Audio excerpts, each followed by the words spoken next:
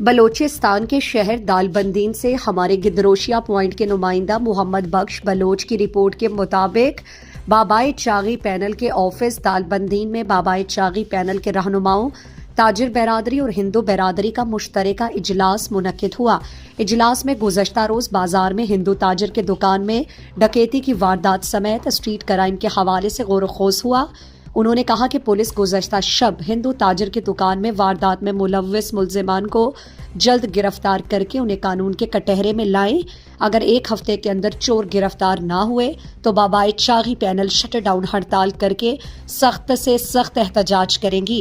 اس موقع پر بابائے چاغی پینل کے ترجمان اجمل نوتزئی، عبدالباری نوتزئی، میر الہی بخش نوتزئی، انجمن تاجران کے سابق صدر حاجی آغا محمد حسنی، اقلیتی برادری کے سیٹھ برج لال، شیول داس، پرشوتم لال، سونو کمار، روی کمار اور دیگر موجود تھے۔